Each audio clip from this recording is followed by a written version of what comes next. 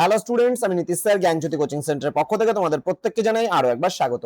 তো আজকে তোমাদের সঙ্গে আলোচনা করব প্রশ্নমান 1 অর্থাৎ ডেভেলপিং টিচিং স্কিল তোমাদের যাদের রয়েছে এসএসসি তে, সেখান থেকে আজকে 1 নম্বরের গুরুত্বপূর্ণ প্রশ্নগুলো নিয়ে আলোচনা হবে।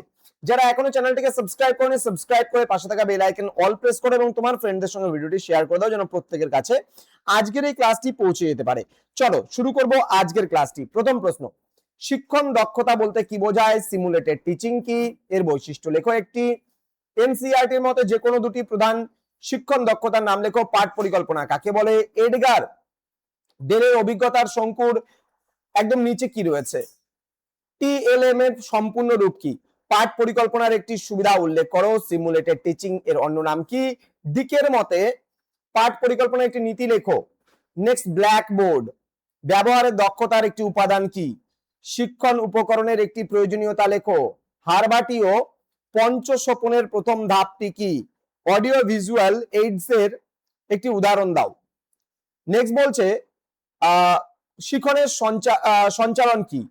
পাঠ পরিকল্পনার জনক কাকে বলা হয়? অনুশিক্ষণ বা মাইক্রো টিচিং বা সিমুলেটেড টিচিং এর মধ্যে একটি পার্থক্য। এনসিইআরটি এর পুরো নাম।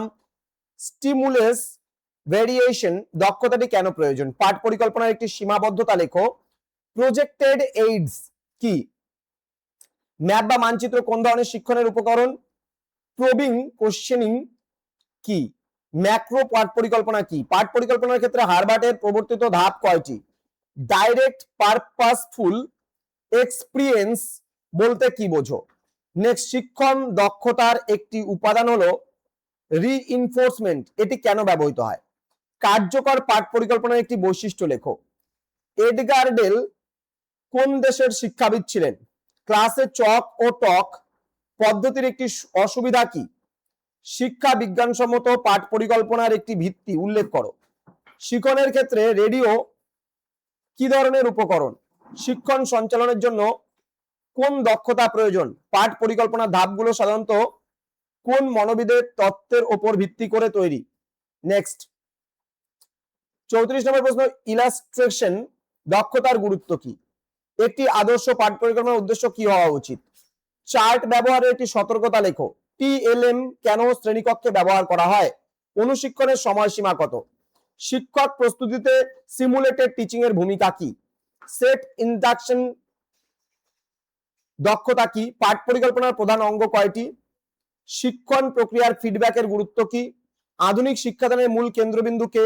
ব্ল্যাকবোর্ড রাইটিং এর ক্ষেত্রে কি ধরনের সতর্কতা নেওয়া উচিত? হারবার্টীয় সোপানে উপস্থাপন ধাপটি কেন গুরুত্বপূর্ণ? গ্লোব কোন ধরনের শিক্ষণ প্রদীপন? পাঠ পরিকল্পনার ফলে শিক্ষকের আত্মবিশ্বাস কিভাবে বাড়ে? শিক্ষণ দক্ষতা মূলত কার উপর নির্ভর করে? কম্পিউটার কোন ধরনের টিএলএম এর অন্তর্গত? পাঠ পরিকল্পনার একটি ব্যবহারিক উপযোগিতা লেখো। শিক্ষণ সহায়ক উপকরণ বলতে কি বোঝো? পাঠ পরিকল্পনার 5E মডেলের 5টি পর্যায়ের নাম লেখো।